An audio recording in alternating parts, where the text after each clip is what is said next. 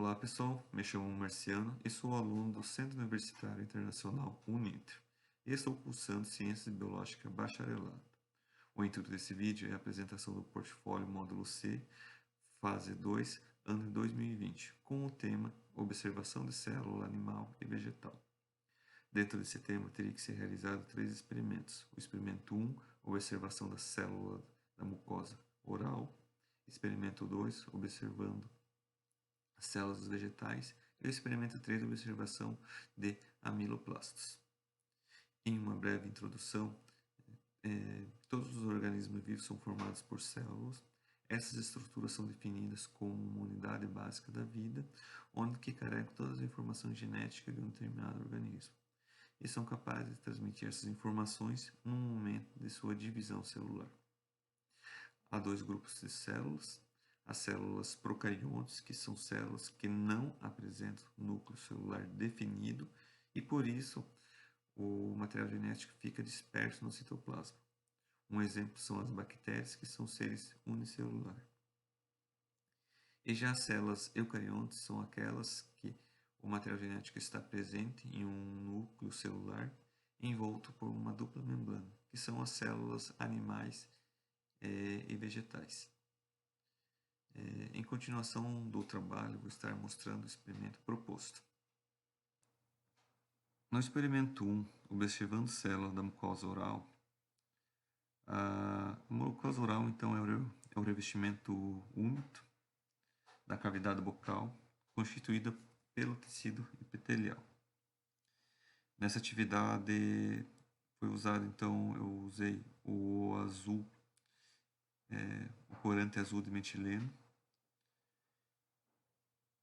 e o resultado final obtido, então, foi a visualização do tecido epitelial, células do tecido epitelial, onde que se pode ser observado, então, o núcleo responsável por armazenar material genético, o nosso DNA, a membrana plasmática, que tem a função de fazer função de delimitar as células,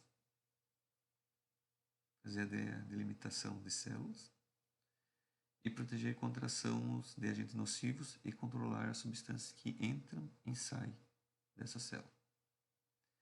Há também o citoplasma, que fica no interior e é responsável por armazenar substâncias químicas fundamentais para a manutenção da vida e realizar a delimitação da membrana plasmática e do núcleo.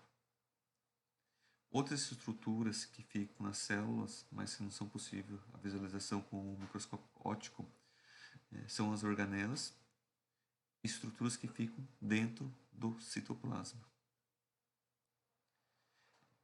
Outra situação é quando a célula animal é colocada em uma solução hipotônica, acontece o aumento de entrada de ar na célula por osmose. Nesse caso, a célula aumenta o volume de seu volume celular rapidamente, fazendo que ocorra o seu rompimento. Elas realizam seu rompimento, chamado de lise celular.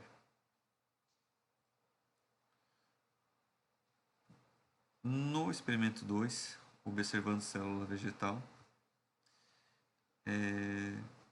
após retirar do catafilo da cebola, colocar no microscópio óptico e usando um aumento de 100 vezes, também foi usado o corante azul de metileno. Podemos estar observando células todas juntas, sem espaço entre elas, e mantendo um padrão de estreita. Acabam sendo células bem estreitas. Um maior aumento, 640 vezes, podemos estar visualizando o núcleo, responsável também de armazenar o DNA da célula vegetal. Podemos estar visualizando a membrana plasmática, que tem a função de realizar também a delimitar a célula. proteger contra a ação de agentes nocivos e controlar a entrada de substâncias que entra e sai da célula. Temos também o citoplasma, que é responsável de armazenar substâncias químicas fundamentais para a manutenção da vida e fazer a delimitação da membrana plasmática com o núcleo. Só que há um diferencial entre a célula animal com a célula vegetal, então, que é a parede celular, presente aí apenas nas células vegetais.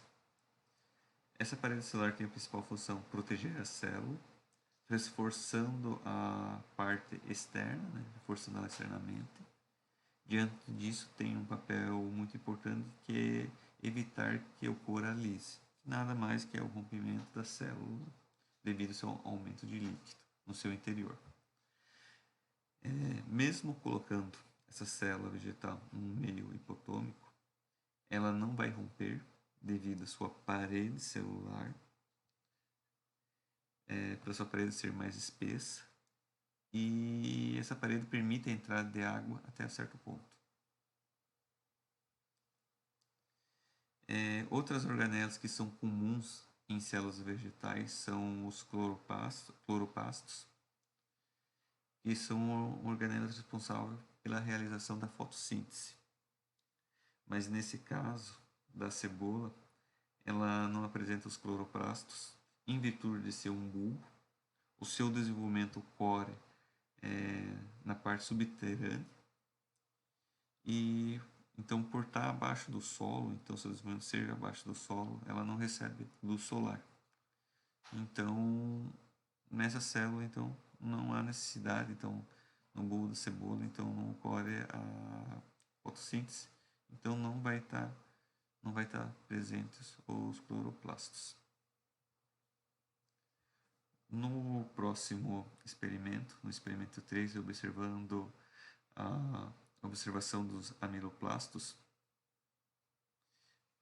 foi usado clorante de iodo,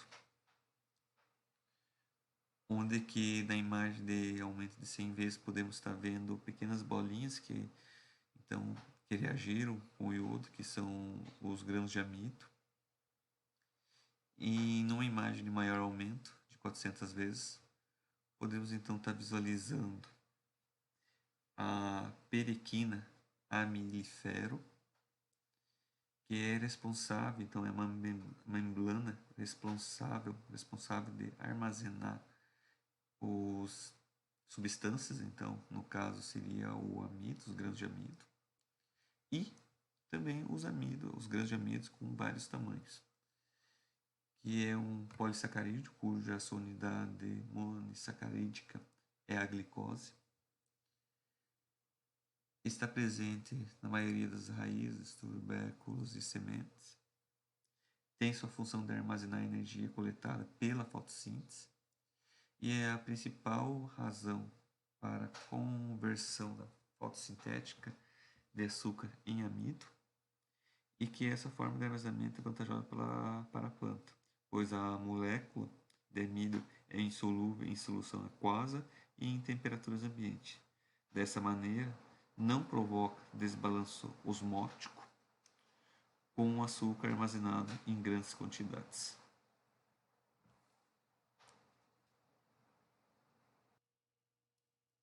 Aqui encerro minha apresentação. Desde já agradeço pela sua atenção e muito obrigado.